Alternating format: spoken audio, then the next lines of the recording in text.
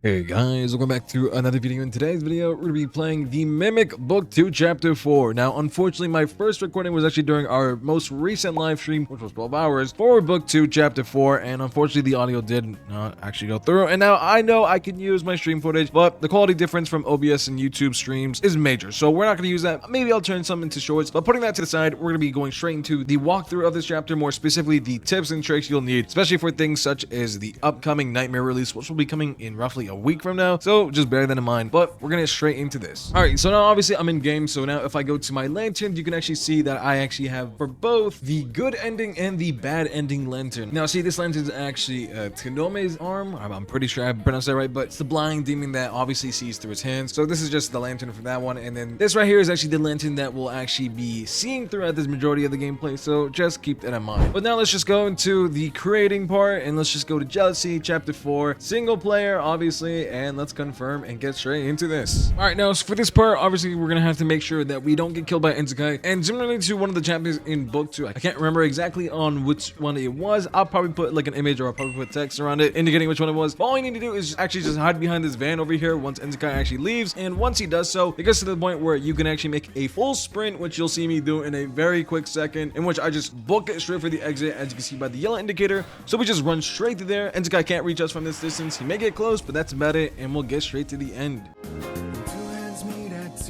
Now here, obviously, we're going to see that we are currently on floor 1. We can make, obviously, a save, but we're going to go all the way to floor 6. That's where our office is. We're going to go straight in there, and we're going to have to talk with our boss. Obviously, you can skip this. This is what I did. And all we need to do, simply put, is just find the code for the number pad, which we're going to find by going by each floor. And you'll see there's going to be a number 4 here for floor 6. So I'm just going to repeat the same process. At the same time, just be aware that you're going to have to be very cautious as to where Senzai is, because he's going to be around this map, lurking and whatnot. You can look away from him or even move away from him. He'll despawn, but if you look into his direction for a little too long, he's gonna jump scare you. And right here you can see I'm currently getting grabbed, so just be aware of all that stuff. But as you're gonna go through this, you're just gonna collect all those numbers, go straight back to the top. It shows you what order you're gonna be going down from. It's gonna be from floor 6 all the way down to floor 1 in the order. Put that number in, and by the end we can actually get the shovel from the closet, in which we'll use that to clear all the debris, and we'll exit out to enter into the rooftop. All right, and now that we're up here, we're gonna actually see there's actually one of the parts of the lantern. We're gonna quickly pick this up, and now we have 1 out of 5, and we're gonna make our way to that ladder. Now we'll be entering the mall, which is going to be a little bit confusing at first. However, we're going to get straight through this. From this point on, just be aware of your surroundings, as we're going to have to find a walkie-talkie that's actually working. Now, this is going to vary from your different games. Obviously, you may have the walkie-talkie on your right, which is what I was hoping for. It depends on just the body of the police officer you'll find. In this case, the one on the right was defective. Usually, sometimes it'll be on the right, but you can look around, look on the officers, and just find which one's defective or not. In my case, I just had to go upstairs on the first floor. The first body I found, that walkie-talkie did end up working, so we ended up just using that one. However, obviously when we go in, we're gonna see that we're gonna get jumped by Kyogi as well as Rin and Tsukiya. So now on our hands, we're gonna have 3 of these monsters to deal with. Now I'm obviously gonna get jumped right here, so just keep that in mind. I was just way too close to begin with when this whole cutscene happened, but you can easily avoid that by just running and keeping a distance. Now we're gonna see some eye icons and punch all these eyes, and by doing this we can blind Kyogi. However, just keep in mind that there is a clock on this, or a timer, so there's gonna be a limit. So if for instance I do this too late, it's gonna make me reset it, and at times I might need to hide, which you'll see, which we can use the trash bins for around the map, or even just hide behind certain debris. But in order to do that first, we're just gonna make our life easy. We're gonna blind Kyogi first, grab the speakers. We're gonna obviously need this later on. First main goal will be getting Rin stuck by the carousel, so obviously we're gonna have to do that, bring this upstairs. But do keep in mind that if we do bring this, it's gonna make our presence pretty much well known, so just keep that in mind. But while we're at it, we're gonna collect some of these tokens, as we're gonna need these for the carousel to begin that. Now sometimes Rin may appear, because there is some glitches, I'm well aware, in which, especially if you have the speaker very early on, you may get detected, or Rin may start chasing you over and over and over. To counteract this, you may as well just start hiding behind the debris, because that's usually how she just stops chasing you. Obviously in this case, she didn't stop chasing me. I had to actually move behind one of the bookshelves, and by then she just stopped chasing me. I let her pass, and we're just gonna go straight into when I get all the tokens, and we'll get straight to the carousel. All right, and here we go. We got Rin stuck into the carousel, and so now what we can do is now bring the speaker to this area after I quickly reset the eyes. But we're gonna bring that speaker all the way upstairs to the 3rd floor of the mall, and now on the 3rd floor is gonna be the witch, aka Tsukiya. So we're just gonna bring that speaker over there, and once we drop it, we have to press E immediately within range. Tsukiya will arrive and will actually be defeated. defeated for the time being, and we can actually interact with the hat on their satchel, and we can actually take that and leave. Now we're going to be in a run chase. Now I know it's going to be a little loud, but just follow what I do as best as you can to survive. Now taking some of these corners may be a little bit hard because I know initially they were a little bit faster, these NPCs, but as of now, recently they actually did nerf it, so just keep that in mind for future purposes. But when I was doing this run or this recording, they were still at their current speed, so we're just going to keep going on with that. But when we do make it towards the end, we're going to actually make a U-turn and go 180 because we're going to have to go right where we came from, however, just on the bottom floor, and we're just going to turn and we're going to run straight through from here. From here, it's pretty self-explanatory. Now when we go to the elevator, it's going to be a little bit of an issue because we have to spam E, so we're just going to quickly spam E, close the door, and all we're going to do now is just find the car parts in the garage. And once you do that, we're going to be approached by Chihiro. So Chihiro is actually going to give us a little bit of a challenge because we actually have to guess within a certain time frame, at least that's what I'm getting at, to answer these questions right, or her mother obviously is going to kill us in this case. So these are some questions that you'll be asked. Those are some of the answers. Now I know there are like 2 questions that I weren't asked, but I knew were also there, so we're just going to roll on with that. But once we go over here, now we're going to go into the temple. Now this is going to be one of the harder parts because a lot of people, myself included, were also stumped because Senjai's range was also very much broken at this time. His sight was immense because of the fact that you would be seen from half a mile away and he would not stop even while you were stuck. Kind of like the same thing with how Rin would see you non-stop over and over and over. Same concept here, except now this time he can chase you into the lockers and actually break you out. Fortunately though, I was pretty lucky with this one and I didn't get to see him a lot, but during those times that I did see him, it was a little bit annoying to hide away from him, but thankfully I didn't really have to run into him a lot. I think I did run into that worm monster more than anything. Nonetheless, all you need to do for this one is just grab the ink, which you'll see on these drawing templates. You'll find these straight on these tables in some of these rooms. I'll put up a little diagram that I have on this screen, which will give you a basic idea of how this map is laid out. This is going to be made by me. Just bear in mind, it's not going to be the craziest, most complex structure, but I should give you a basic idea of where things are. Now, I'm pretty sure as of now, Muck actually did make some changes. So I think the water is now via buckets, but just for what I had right now, I'll just quickly give you an idea. You more or less had to go inside the house over and over and over, and it was a little bit more of a tedious task, but it wasn't too terrible. After that, you're gonna have to find an orchid, which is gonna be one of those white flowers you'll find every now and then around either the middle or the edges of the map. You combine those with the ink, then you have to get that ink blessed, and then once you can do so, you can actually make drawings, and you'll have to go to each of one of these corners, which are 4 in total in the map, and you'd have to put a drawing. So each time you would have to do this, you'd have to rinse and repeat. I think as of now, they actually changed that as well. So now once you complete the blessing and the whole process of the ink, it stays, and you can just draw over all the templates. So it's way easier now as of now. But definitely during the time when this was recorded, this was the process. So don't bash at me in the comments for that. Just keep in mind this is what I was working with. But now we're just gonna obviously get through this entire thing. We're gonna do all 4 paintings. So we're gonna get the additional 2 last pieces we need from this. All right. So yeah, we just defeated the monster because obviously we put all 4 paintings. So now the big worm monster is dead. We get 2 of those items, and now we're gonna go straight down to the temple. We're gonna place all our items there, and now we're gonna get the cutscene for the fact that we just now got the bow, and we're gonna go backwards from the temple, and we'll get a little cutscene. Go straight to the exit. Now be careful because Sensei can still kill you and can still chase you outside. So just be careful and watch where you're going while you're going out. But following this method, all we gotta do is now go to the exit point, and we're gonna be put into the city. Now in the city, it's pretty self-explanatory. We're, you know, in the area of the war zone.